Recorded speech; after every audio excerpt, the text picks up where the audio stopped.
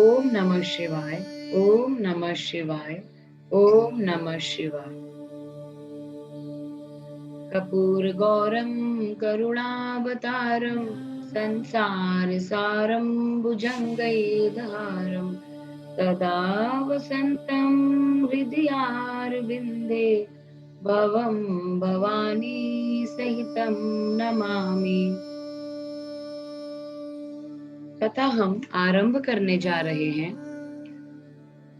अग्नि यज्ञ, देव यज्ञ और ब्रह्म यज्ञ आदि का वर्णन। भगवान शिव के द्वारा सातों वारों का निर्माण और उनमें देव आराधन से विभिन्न प्रकार के फलों की प्राप्ति का कथन। अब किस प्रकार से भगवान शिव ने जो हमारे जो 7 डेज हैं, Sunday, Monday, Tuesday, Wednesday, Thursday, Friday, Saturday, ये किस प्रकार से बनाए, आप ध्यान पूर्वक सुनेंगे। ऋषियों ने कहा, प्रभु, अग्नि यज्ञ, देव यज्ञ, ब्रह्म यज्ञ, गुरु पूजा तथा ब्रह्म तृप्ति का हमारे समक्ष क्रमशः वर्णन कीजिए। सूत जी बोले, महर्षियों, गृहस्थ पुरुष अग्नि में शाम को और सुबह जो चावल आदि द्रव्य की आहुति देता है उसी को अग्नि यज्ञ कहते हैं। जो ब्रह्मचर्य आश्रम में स्थित है उन ब्रह्मचारियों के लिए समिधा का आधान ही अग्नि यज्ञ है। वे समिधा का ही अग्नि में हवन करें। ब्राह्मणों, ब्रह्मचर्य आश्रम में निवास करने वाले द्विजों का जब तक विवाह ना हो जाए और वे उपास नागिन की प्रतिष्ठा ना करें तब तक उनके लिए अग्नि में समिधा की आहुति, व्रत आदि का पालन तथा विशेष यज्ञ आदि ही कर्तव्य है। यही उनके लिए अग्नि यज्ञ है। द्विजों, जिन्होंने अग्नि को विसर्जित करके अपनी आत्मा में ही अग्नि का आरोप कर दिया है, ऐसे वनस्पतियों को सन्यासियों के लिए यही हवन या अग्नि यज्ञ ही है। वे विविध समय पर हितकर परिमित और पवित्र अन्न का पूजन कर ले। ब्राह्मणों, सायंकाल अग्नि के लिए दी हुई आहुति संपत्ति प्रदान करने वाली होती है। यदि शाम के समय अग्नि को जो है कोई आहुति देता है तो उससे उसको कोई संपत्ति प्रदान मिलती है, ऐसा जानना चाहिए। और प्रातः काल सूर्य देव को दी हुई आहुति आयु की वृद्धि करने वाली होती है। यह बात अच्छी तरह समझ लेनी चाहिए, मतलब जो है उम्र जो है वो बढ़ जाती है। दिन में अग्नि देव सूर्य में ही प्रविष्ट हो जाते हैं, अतः प्रातः काल सूर्य को दी हुई आहुति भी अग्नि यज्ञ के ही अंतर्गत है। इसी प्रकार यह अग्नि यज्ञ का वर्णन किया गया। इंद्र आदि समस्त देवताओं के उद्देश्य से अग्नि में जो आहुति दी जाती है उसे देव यज्ञ समझना चाहिए। जो लोग जो यज्ञ करते हैं देवताओं को प्रसन्न करने के लिए, उसे देव यज्ञ कहा जाता है। खाली पाक आदि यज्ञों को देव यज्ञ ही मानना चाहिए। लौकिक अग्नि में प्रतिष्ठित जो चूड़ा कर्म आदि संस्कार निमित्तक हवन कर्म है उन्हें भी देव यज्ञ के ही अंतर्गत जानना चाहिए। अब ब्रह्म यज्ञ का वर्णन सुनो। द्विज को चाहिए कि वह देवताओं की तृप्ति के लिए निरंतर ब्रह्म यज्ञ करे। वेदों का जो नित्य अध्ययन तथा स्वाध्याय होता है उसी को ब्रह्म यज्ञ कहा गया है। प्रातः नित्य कर्म के अनंतर सायंकाल तक ब्रह्म यज्ञ किया जाता है। उसके बाद रात में इसका विधान नहीं है। अग्नि के बिना देव यज्ञ कैसे संपन्न होता है, इसे तुम लोग श्रद्धा से और आदर पूर्वक सुनो। अब हम लोग जो है बिना अग्नि के भी यज्ञ कर सकते हैं। वो किस प्रकार, वो आगे बताया गया है। इसे तुम लोग श्रद्धा से और आदर पूर्वक सुनो। जिस प्रकार सूत जी कहते हैं, सृष्टि के आरंभ में सर्वज्ञ, दयालु और सर्वसमर्थ महादेव जी ने समस्त लोगों के उपकार के लिए वारों की कल्पना की है। वे भगवान शिव संसार रूपी रोग को दूर करने के लिए वैद्य हैं, सबके ज्ञाता तथा समस्त औषधों के भी औषध हैं। उन भगवान ने पहले अपने वार की कल्पना की जो आरोग्य प्रदान करने वाला है। तत्पश्चात अपनी माया शक्ति का वार बनाया जो संपत्ति प्रदान करने वाला है। जन्म काल में दुर्गति ग्रस्त बालक की रक्षा के लिए उन्होंने कुमार के वार की कल्पना की। तत्पश्चात सर्वसमर्थ महादेव जी ने आलस्य और पाप की निवृत्ति तथा समस्त लोगों का हित करने की इच्छा से लोक रक्षक भगवान विष्णु का वार बनाया। इसके बाद सबके स्वामी भगवान शिव ने पुष्टि और रक्षा के लिए आयु कर्ता त्रिलोक सृष्टा परमेष्टि ब्रह्मा का आयुष कारक वार बनाया, जिससे संपूर्ण जगत के आयुष्य की सिद्धि हो सके। इसके बाद तीनों लोकों की वृद्धि के लिए पहले पुण्य पाप की रचना हो जाने पर उनके करने वाले लोगों को शुभाशुभ फल देने के लिए भगवान शिव ने इंद्र और यम के वारों का निर्माण किया।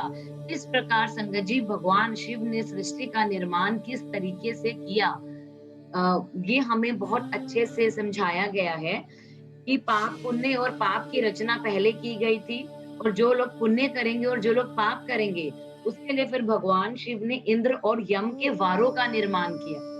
ये दोनों वार क्रमशः भोग देने वाले तथा लोगों के मृत्यु भय को दूर करने वाले हैं। इसके बाद सूर्य आदि 7 ग्रहों को, जो अपने ही स्वरूप भूत तथा प्राणियों के लिए सुख दुख के सूचक हैं, भगवान शिव ने उपर्युक्त 7 वारों का स्वामी निश्चित किया। उसके बाद भगवान ने जो 7 डेज हैं उनका स्वामी उन्होंने चुना। वे सब के सब ग्रह नक्षत्रों के ज्योतिर्मय मंडल में प्रतिष्ठित हैं। शिव के वार या दिन के स्वामी सूर्य हैं। शक्ति संबंधी वार के स्वामी सोम है और कुमार संबंधी दिन के अधिपति मंगल है। विष्णु वार के स्वामी बुध हैं। ब्रह्मा जी के वार के अधिपति बृहस्पति है। इंद्र वार के स्वामी शुक्र और यम वार के स्वामी शनिश्चर हैं। अपने अपने वार में ही हुई उन देवताओं की पूजा उनके अपने अपने फल को देने वाली होती है। जो पर्टिकुलर डे पे उन्हीं पर्टिकुलर भगवान की जो देवता की पूजा करता है उनको उसी के अकॉर्डिंग जो है वो फल मिलता है। सूर्य आरोग्य के और चंद्रमा संपत्ति के दाता है। मंगल व्याधियों का निवारण करते हुए बुध पुष्टि देते हैं। अब बृहस्पति आयु की वृद्धि करते हैं। शुक्र भोग देते हैं और शनिश्चर मृत्यु का निवारण करते हैं। ये 7 वारों के क्रमशः फल बताए गए हैं जो उन देवताओं की प्रीति से प्राप्त होते हैं। अन्य देवताओं की भी पूजा का फल देने वाले भगवान शिव ही हैं। देवताओं की प्रसन्नता के लिए पूजा की 5 प्रकार की ही पद्धति बनाई गई है। उन देवताओं के मंत्रों का जप ये पहला प्रकार है। उनके लिए होम करना दूसरा, दान करना तीसरा और तप करना चौथा प्रकार है। किसी वेदी पर, प्रतिमा में, अग्नि में अथवा ब्राह्मण के शरीर में आराध्य देवता की भावना करके 16 उपचारों से उनकी पूजा या आराधना 5वां प्रकार है। इनमें पूजा के उत्तरोत्तर आधार श्रेष्ठ हैं। पूर्व के अभाव में उत्तरोत्तर आधार का अवलंबन करना चाहिए। दोनों नेत्रों तथा मस्तक के रोग में कुष्ठ रोग की शांति के लिए भगवान सूर्य की पूजा करके ब्राह्मणों को भोजन कराएं। तदंतर 1 दिन, 1 मास, 1 वर्ष अथवा 3 वर्ष तक लगातार ऐसा साधन करना चाहिए। इससे यदि प्रबल प्रारंभ का निर्माण हो जाए तो रोग एवं जरा आदि रोगों का नाश हो जाता है। इष्ट देव के नाम मंत्रों का जाप आदि साधन वार आदि के अनुसार फल देते हैं। रविवार को सूर्य देव के लिए, अन्य देवताओं के लिए तथा ब्राह्मणों के लिए विशिष्ट वस्तु अर्पित करें। यह साधन विशिष्ट फल देने वाला होता है तथा इसके द्वारा विशेष रूप से पापों की शांति होती है। सोमवार को विद्वान पुरुष संपत्ति की प्राप्ति के लिए लक्ष्मी आदि की पूजा करें और स्पत्निक ब्राह्मणों को घृत पक्व अन्न का भोजन कराए। मंगलवार को रोगों की शांति के लिए काली आदि की पूजा करें तथा उड़द, मूंग और अरहर की दाल आदि से युक्त अन्य ब्राह्मणों को भोजन कराए। इस प्रकार संगत जी हमें अलग अलग दिन पर हमें कौन कौन से कार्य करने चाहिए हमें ये बताया गया है कि अगर संडे है तो हमें हर एक दिन का जो है हर एक का पर्टिकुलर जो हमें बताया गया है कि किसी पर्टिकुलर डे में पूजा करने से रोग का निवारण होता है, या सोमवार को जिस प्रकार पूजा करने से जो है जो माँ लक्ष्मी जो है वो प्रसन्न हो जाती है और वो संपत्ति के लिए बहुत अच्छा होता है। तो इस प्रकार आगे जो है हमें हर एक वार की अलग अलग महत्व बताया गया। बुधवार को विद्वान पुरुष दधि युक्त अन्न से भगवान विष्णु का पूजन करे।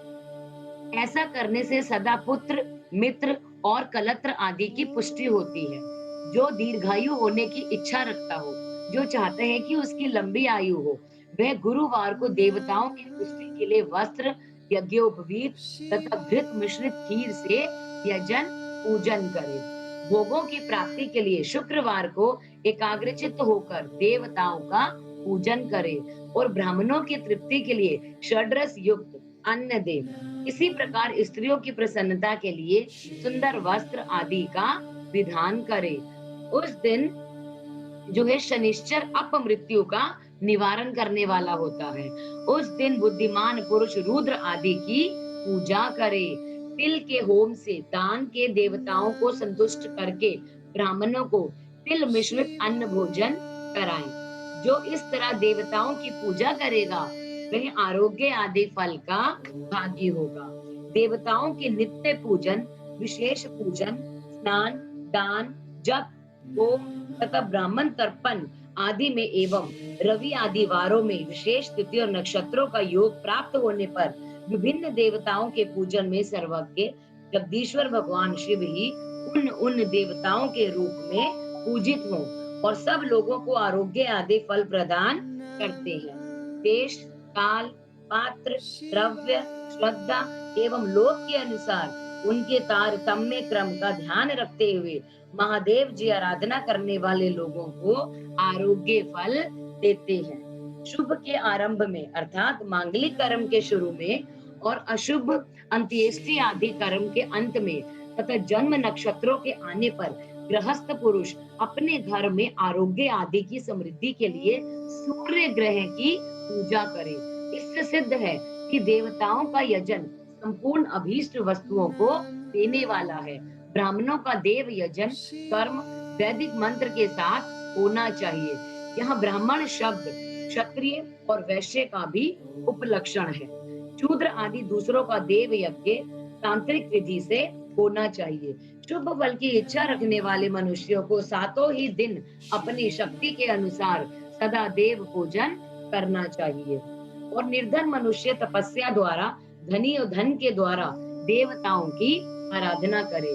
वह बार बार श्रद्धा पूर्वक इस तरह के धर्म का अनुष्ठान करता है और बारंबार पुण्य लोकों में नाना प्रकार के फल भोग कर पुनः इस पृथ्वी पर वो फिर से इंसान जन्म लेता है।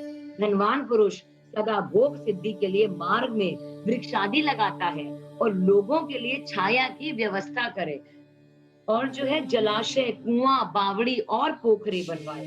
वेद शास्त्रों की प्रतिष्ठा के लिए पाठशाला का निर्माण करे और अन्य प्रकार से भी धर्म का संग्रह करता रहे। धनी को यह सब कार्य सदा ही करते रहना चाहिए। समयानुसार पुण्य कर्मों के परिपाक से अंतःकरण शुद्ध होने पर ज्ञान की सिद्धि हो जाती है। जब हमारी जो सोल है वो इंटरनली प्योर हो जाती है तो हमें जो है ज्ञान की सिद्धि होने लग जाती है। जो इस अध्याय को सुनता, पढ़ता अथवा सुनने की व्यवस्था करता है उसे देव यज्ञ का फल प्राप्त होता है। आगे कंटिन्यू करते हैं। देश, काल, पात्र और दान आदि का विचार। अब ऋषियों ने कहा, समस्त पदार्थों के ज्ञाताओं में श्रेष्ठ सूत जी, अब आप क्रमशः देश, काल आदि का वर्णन करें। जी बोले, महर्षियों, देव यज्ञ आदि कर्मों में अपना शुद्ध ग्रह समान फल देने वाला होता है, अर्थात अपने घर में किए हुए देव यज्ञ आदि शास्त्रोक्त फल को सम मात्रा में देने वाले होते हैं। गौशाला का स्थान घर की अपेक्षा 10 गुना फल देने वाला होता है। जो गौशाला है जिनके घरों में, उनका जो है जो स्थान है वो कहीं ज्यादा पॉजिटिव वाइब्स उसमें मानी जाती है। जलाशय का तट उससे भी 10 गुना महत्व रखता है और जहाँ बैल, बेल, तुलसी एवं पीपल वृक्ष का मूल निकट हो, जड़ निकट हो, वह स्थान जलाशय के तट से भी 10 गुना फल देने वाला होता है। देवालय को उससे भी 10 गुना महत्व का स्थान किया जाना चाहिए। देवालय से भी 10 गुना महत्व रखता है तीर्थ भूमि का तट, जहाँ पर हम लोग तीर्थ स्नान करने जाते हैं। उससे 10 गुना श्रेष्ठ है नदी का किनारा। उससे 10 गुना उत्कृष्ट है तीर्थ नदी का तट, और उससे भी 10 गुना महत्व रखता है सप्तगंगा नामक नदियों का तीर्थ। कौन कौन सी नदियां हैं जिनका तीर्थ करने से हमें अत्यंत फल की प्राप्ति होती है? गंगा, गोदावरी, कावेरी, ताम्रपर्णी, सिंधु, सरयू और नर्मदा। इन 7 नदियों को सप्तगंगा कहा जाता है, और समुद्र के तट का स्थान इनसे भी 10 गुना पवित्र माना गया है, और पर्वत के शिखर का प्रदेश समुद्र तट से भी 10 गुना पावन है। सबसे अधिक महत्व का वह स्थान जानना चाहिए जहां पर आपका मन लग जाए। यहाँ तक देश का वर्णन हुआ। अब काल का तारतम्य बताया गया है। सतयुग में यज्ञ, ज्ञान आदि कर्म पूर्ण फल देने वाले होते हैं, ऐसा जानना चाहिए। त्रेता युग में उसका 3/4 फल मिलता है। द्वापर में सदा आधे ही फल की प्राप्ति कही गई है। कलयुग में 1/4 ही फल की प्राप्ति समझनी चाहिए, और आधा कलयुग बीतने पर उस चौथाई फल में से भी 1/4 कम हो जाता है। शुद्ध अंतःकरण वाले पुरुष को शुद्ध एवं पवित्र दिन सम फल देने वाला होता है। विद्वान ब्राह्मणों, सूर्य संक्रांति के दिन किया हुआ सत्कर्म पूर्वोक्त शुद्ध दिन की अपेक्षा 10 गुना फल देने वाला होता है, यह जानना चाहिए। उससे भी 10 गुना महत्व उस कर्म का है जो विषुव नामक योग में किया जाता है। दक्षिणायन आरंभ होने के दिन अर्थात कर्क की संक्रांति में किए हुए पुण्य कर्म का महत्व विषुव से भी ज्यादा 10 गुना माना गया है।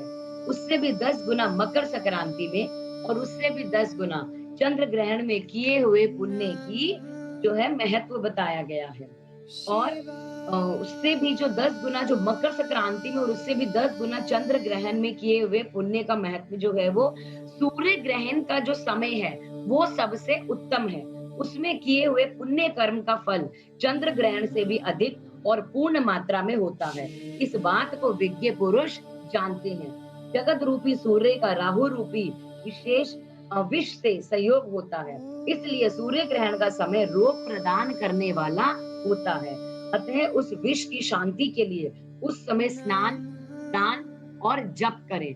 वह काल विष की शांति के लिए उपयोगी होने के कारण पुण्यप्रद माना गया है।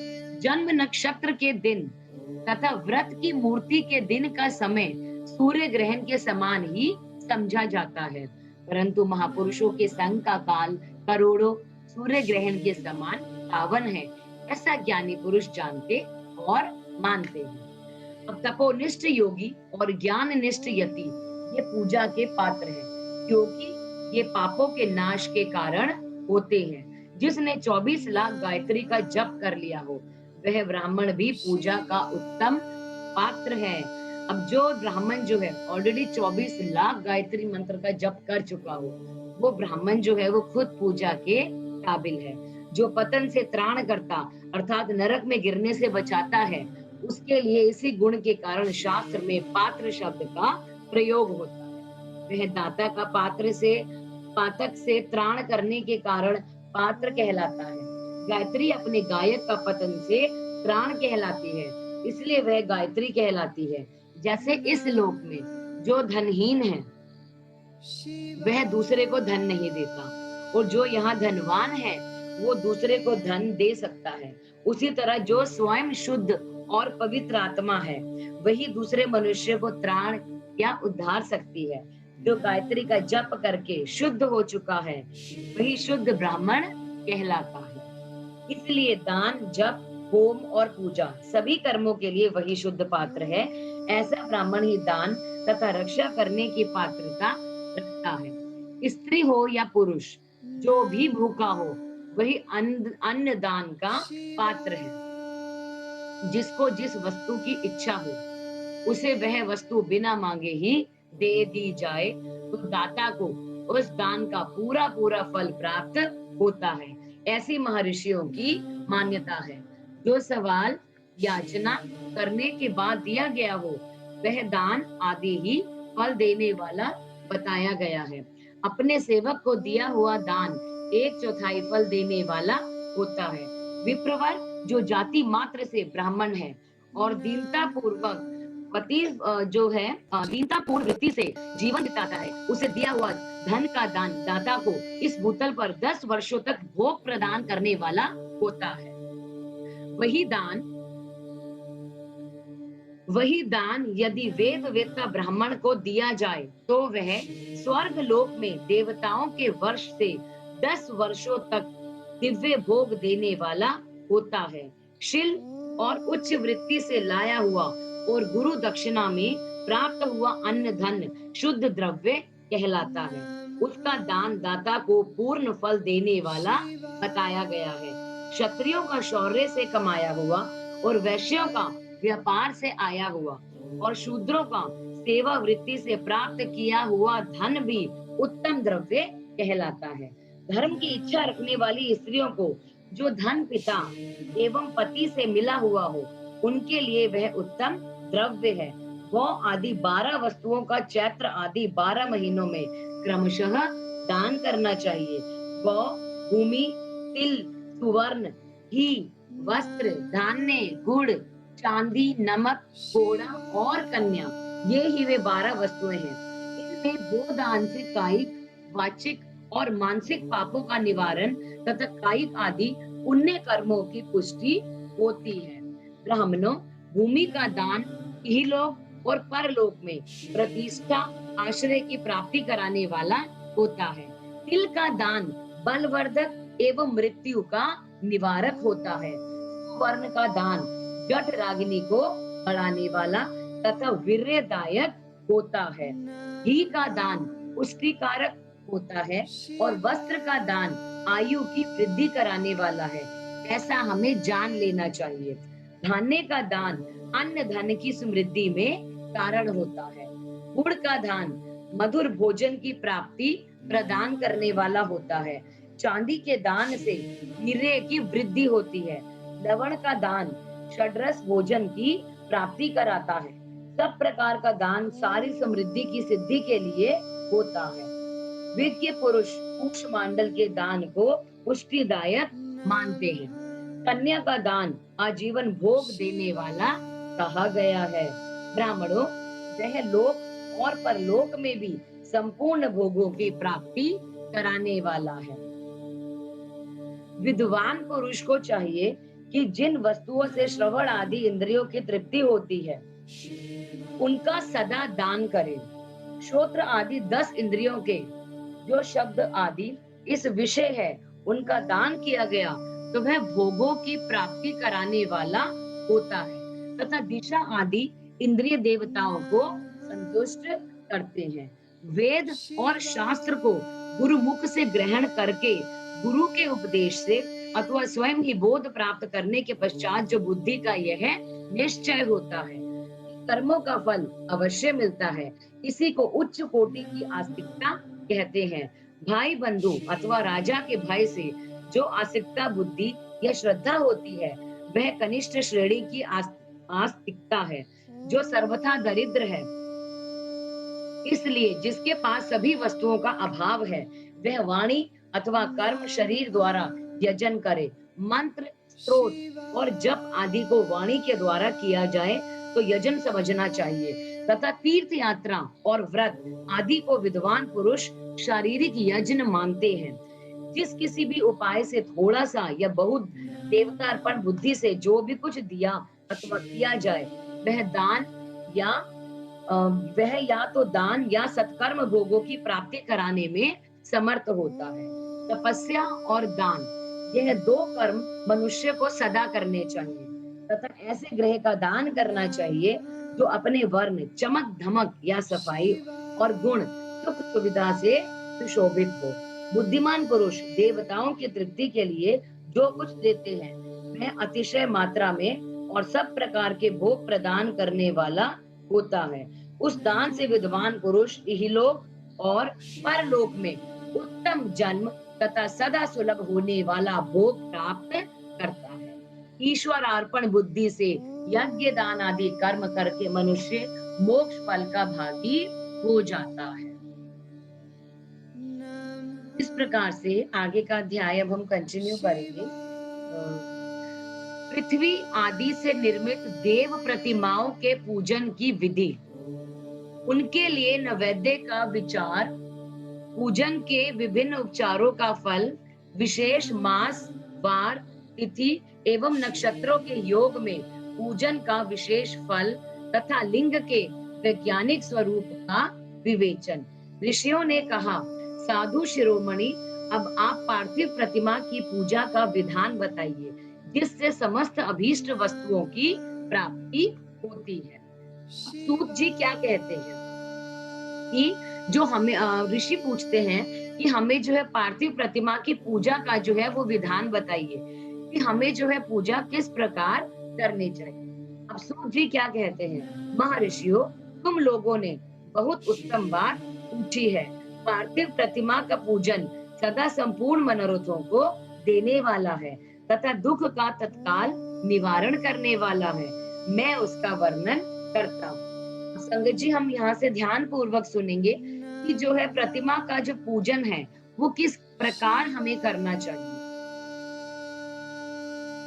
तुम लोग उसको ध्यान देकर सुनो। पृथ्वी आदि की बनी हुई देव प्रतिमाओं की पूजा इस भूतल पर अभीष्ट फलदायक मानी गई है। निश्चय ही इसमें पुरुषों का और स्त्रियों का भी अधिकार है। नदी, पोखरे अथवा कुएं में प्रवेश करके पानी के भीतर से मिट्टी ले आए, फिर गंध चूर्ण के द्वारा उसका संशोधन करे और शुद्ध मंडप में रखकर उसे महीन पीसे और साने। इसके बाद हाथ से प्रतिमा बनाए और दूध से उसका सुंदर संस्कार करें।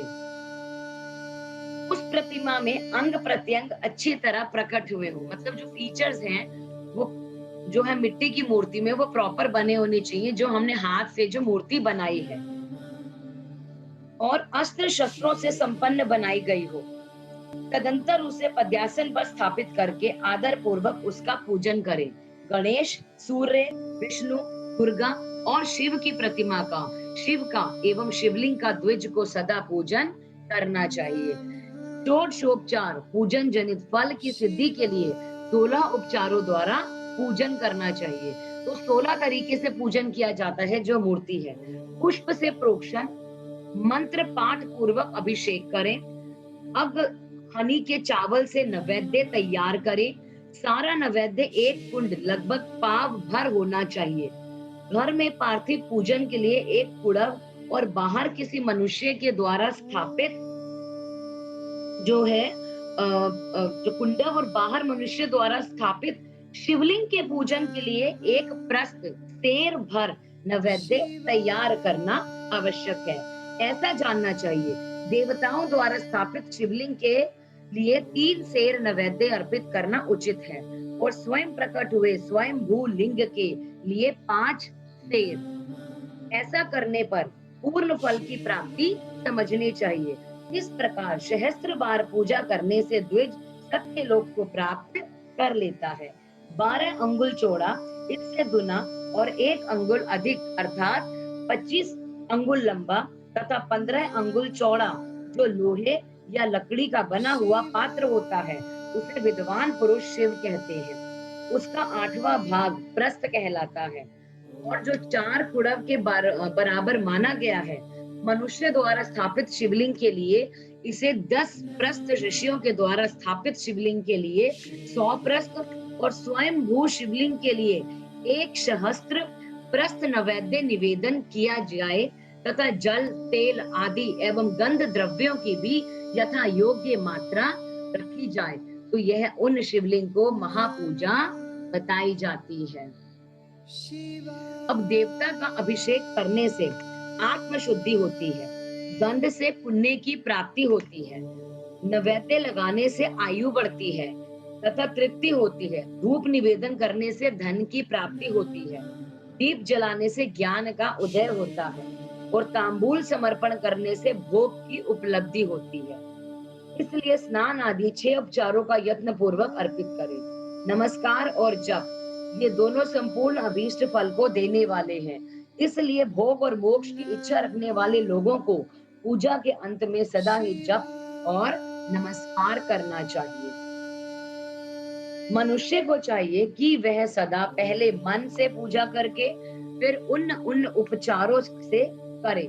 देवताओं की पूजा से उन उन देवताओं के लोकों की प्राप्ति होती है। अर्थात ये हमने पहले भी ज्ञान प्राप्त किया था कि हम जिस देवता की पूजा करते हैं, मरने के बाद, मृत्यु के बाद हम उसी के लोक में जाते हैं। यदि हम सूर्य भगवान की पूजा करते हैं, तो मरने के बाद हम सूर्य लोक जाते हैं। यदि हम किसी और भगवान की पूजा करते हैं, जैसे हम भगवान शंकर की करते हैं, तो हम शिव धाम जाते हैं। तो जिस भी भगवान की हम पूजा करते हैं, मरण मृत्यु के बाद हम उसी धाम को जाते हैं। देवताओं की पूजा करने से उन उन देवताओं के लोकों की प्राप्ति होती है, जैसा कि मैंने आपको अभी बताया, तथा उनके अवान्तर लोक में भी यथेष्ट भोग की वस्तुएं उपलब्ध होती है। अब मैं देव पूजा से प्राप्त होने वाले फलों का वर्णन करता हूँ। अब देवताओं की पूजा से कौन-कौन से फल प्राप्त होते हैं, हम वो सुनेंगे। द्विजो, तुम लोग श्रद्धा पूर्वक सुनो। विघ्नराज गणेश की पूजा से भूलोक में उत्तम अभीष्ट वस्तु की प्राप्ति होती है।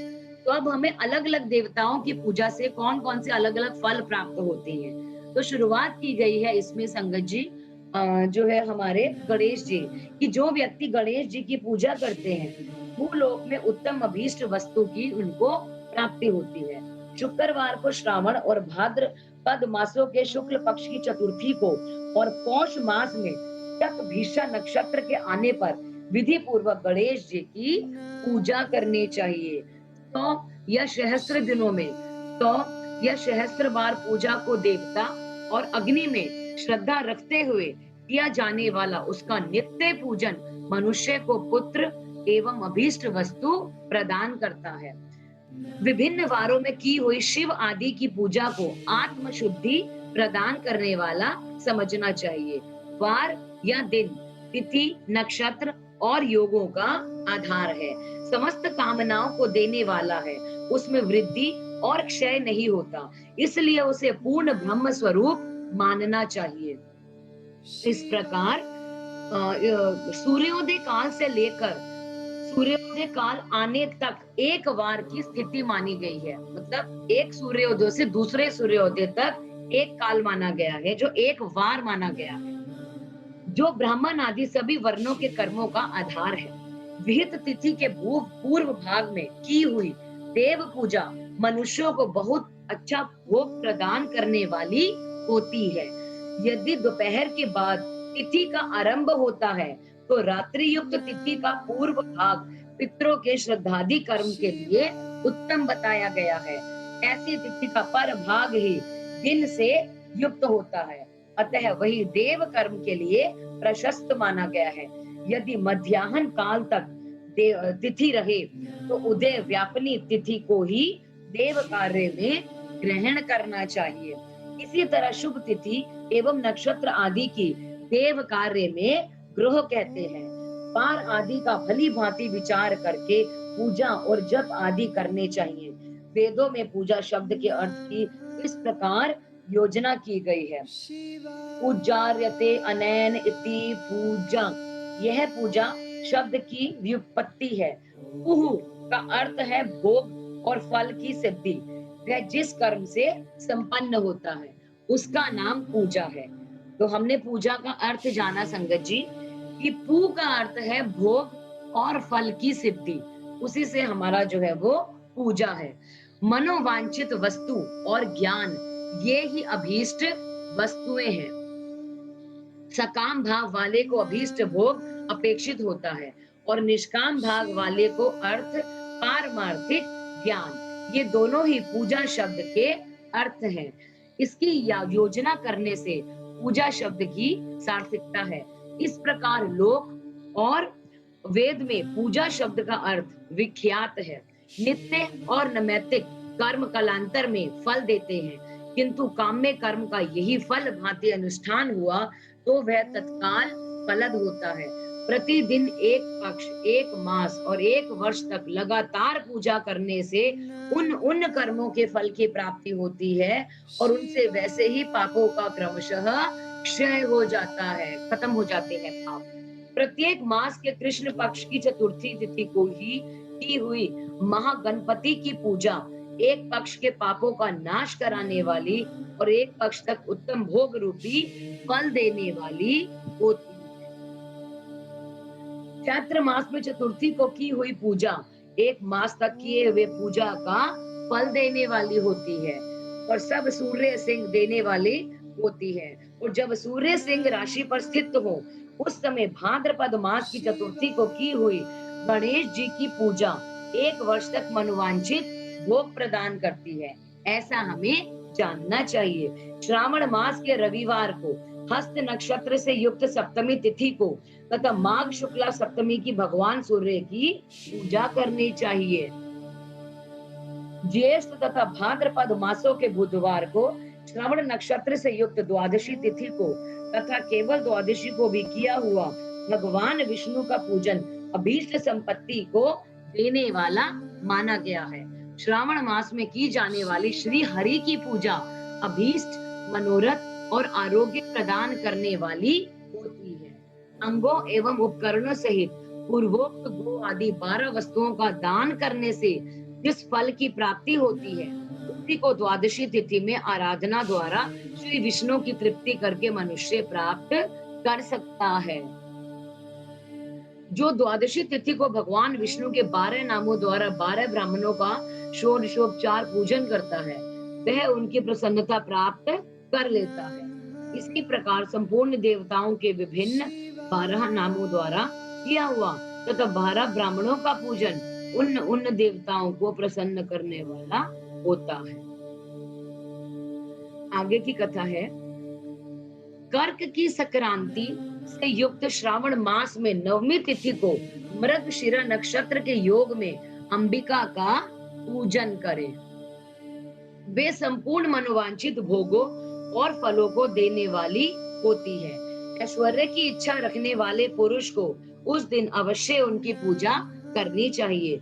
आश्विन मास के शुक्ल पक्ष की नवमी तिथि संपूर्ण अभीष्ट फलों को देने वाली होती है। उसी मास के कृष्ण पक्ष की चतुर्दशी को यदि रविवार पड़ा हो तो उस दिन का महत्व विशेष बढ़ जाता है। दिन का महत्व विशेष बढ़ जाता है तो उसी के साथ ही यदि आर्द्रा और महार्दा का योग जो है हो तो उक्त अवसरों पर की हुई शिव पूजा का विशेष महत्व माना गया है। माघ कृष्ण चतुर्दशी को की हुई शिव जी की पूजा संपूर्ण अभीष्ट फलों को देने वाली होती है। वह मनुष्यों की आयु बढ़ाती है, मृत्यु कष्ट को दूर हटाती है और समस्त सिद्धियों को प्राप्त कराती है। और ज्येष्ठ मास में चतुर्दशी को यदि महार्दा का योग हो अथवा मार्गशीर्ष मास में किसी भी तिथि को यदि आर्द्रा नक्षत्र हो तो उस अवसर पर विभिन्न वस्तुओं की बनी हुई मूर्ति के रूप में शिव जी की जो 16 उपचारों से पूजा करता है उसे पुण्य आत्मा के चरणों का दर्शन करना चाहिए। भगवान शिव की पूजा मनुष्यों को भोग और मोक्ष देने वाली होती है। इस प्रकार हमें जानना चाहिए। कार्तिक मास में प्रत्येक वार और तिथि आदि में महादेव जी की पूजा का विशेष महत्व है। कार्तिक मास आने पर विद्वान पुरुष दान, तप, होम, जप और नियम आदि के द्वारा समस्त देवताओं का षोडशोपचारों से पूजन करे। उस पूजन में देव प्रतिमा, ब्राह्मण तथा मंत्रों का उपयोग आवश्यक है और ब्राह्मणों को भोजन कराने से भी वह पूजन कर्म संपन्न होता है।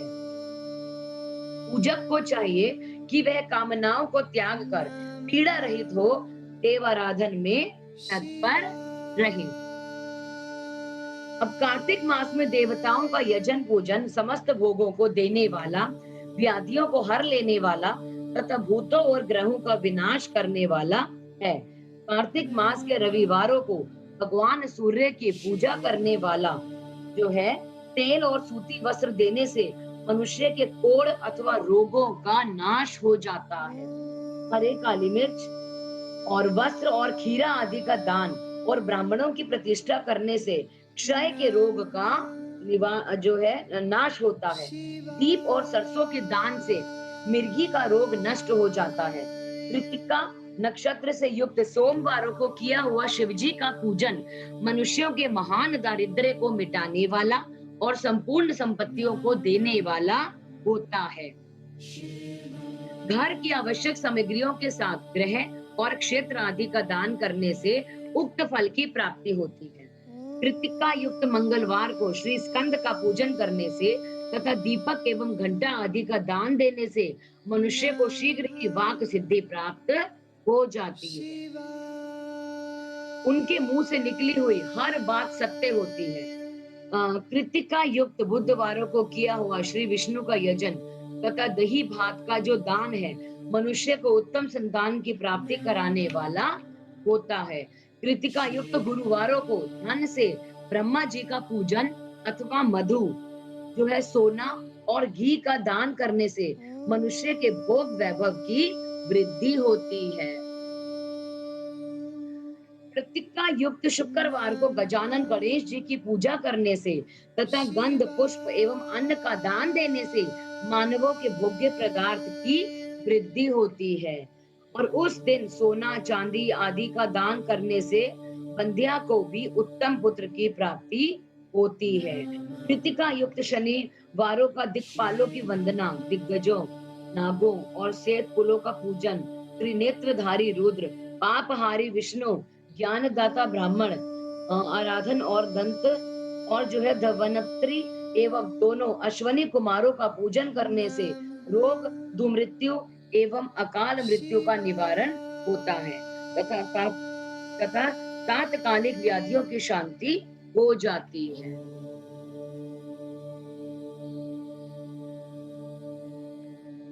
कृतिका युक्त शनिवारों को दिक्पालों की जो संगत जी इसमें हमें बहुत ही खूबसूरत ढंग से बताया गया है।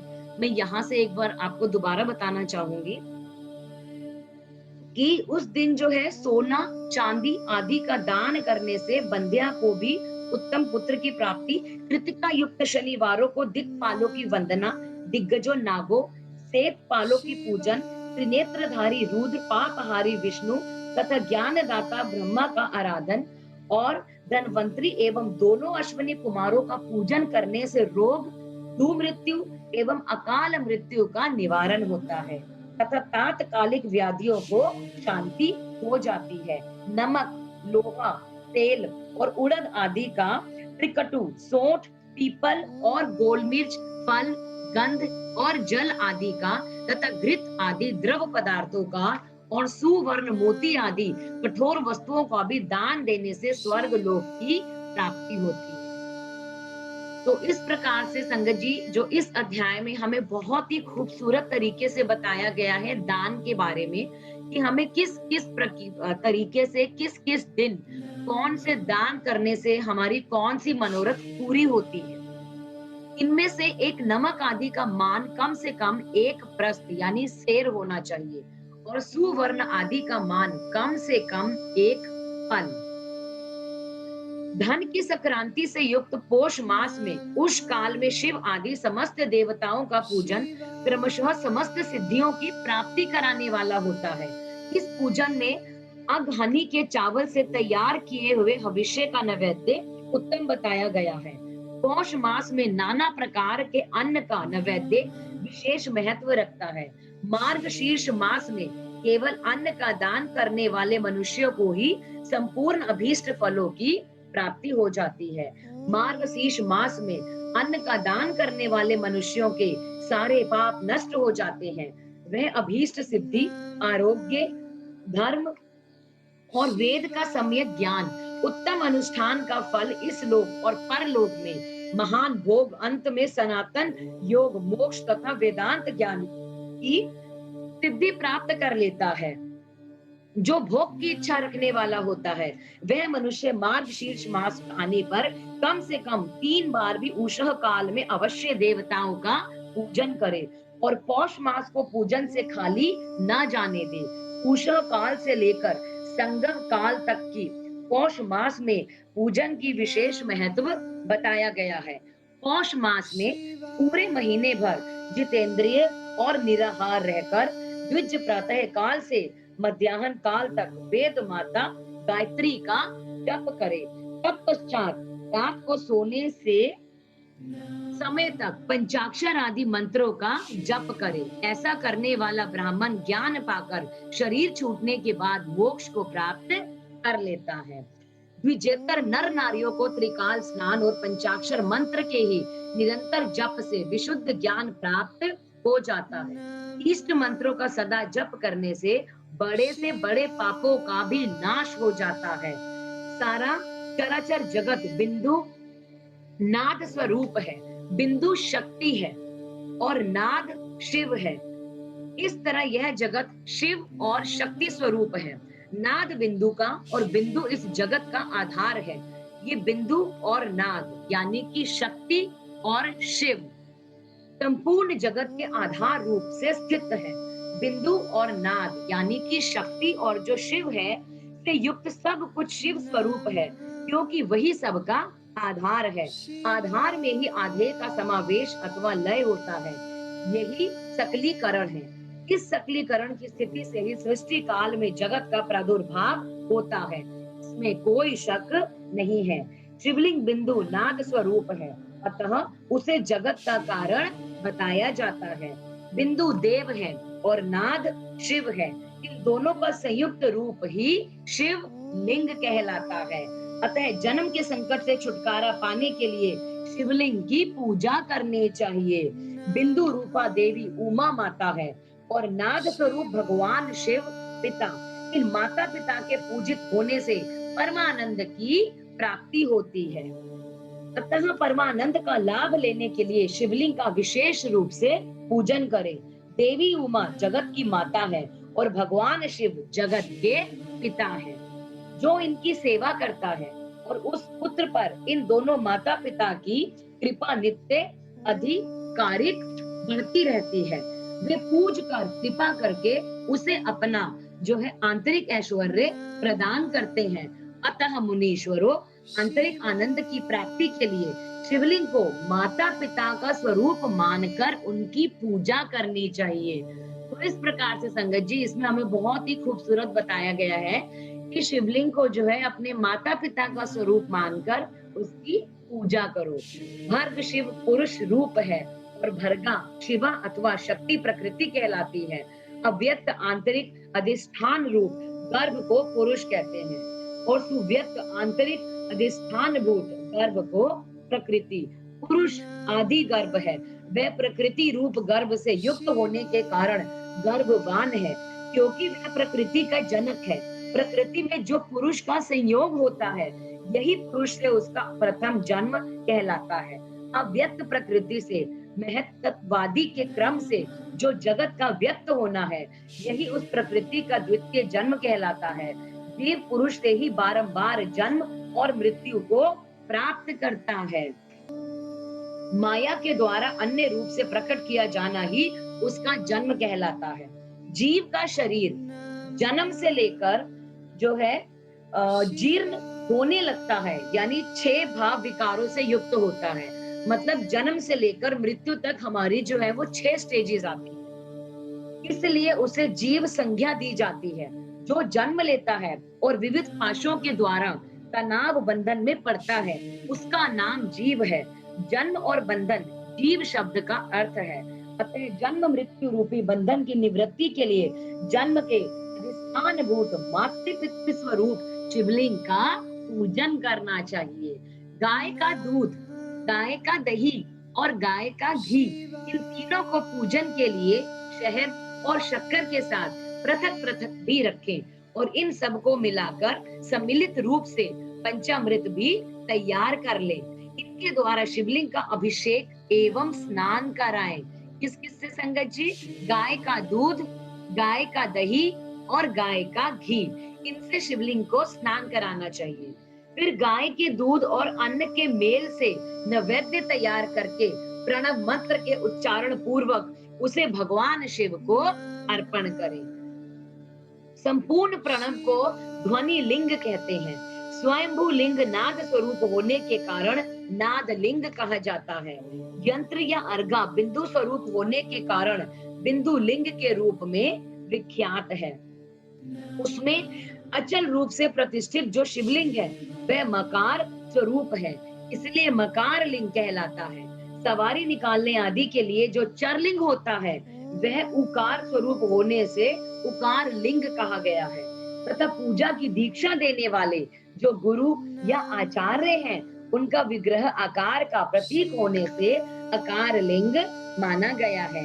इस प्रकार अकार, उकार, मकार, बिंदु, नाद और ध्वनि के रूप में लिंग के 6 भेद होते हैं। इन 6 लिंगों की नित्य पूजा करने से साधक जीवन से मुक्त हो जाता है, इसमें कोई शक नहीं है। इस प्रकार से संगत जी, हमने जो है आज बहुत ही खूबसूरत ज्ञान प्राप्त किया कि शिवलिंग की पूजा जो है हमें अपने माता पिता की पूजा के जो है समान ही करनी चाहिए। आगे का जो है हम कल कंटिन्यू करेंगे। आज जो है आप सबसे मैं अभी के लिए आज्ञा चाहूंगी। जो है अब हम आपसे और भगवान से जो भी त्रुटियां हुई उसके लिए हम क्षमा प्रार्थी हूँ। उसके लिए मैं भगवान से बार बार जो हूँ क्षमा मांगती हूँ कि जो भी गलतियां पढ़ने में या उच्चारण में हुई हैं, तो उसके लिए मैं क्षमा चाहती हूँ। अभी आप लोग जहां कहीं भी हैं, प्लीज अपनी अपनी जगह पर बैठ जाएं और 3 बार ओम का उच्चारण करेंगे, जैसा कि हमने कथा के शुरू में भी किया था।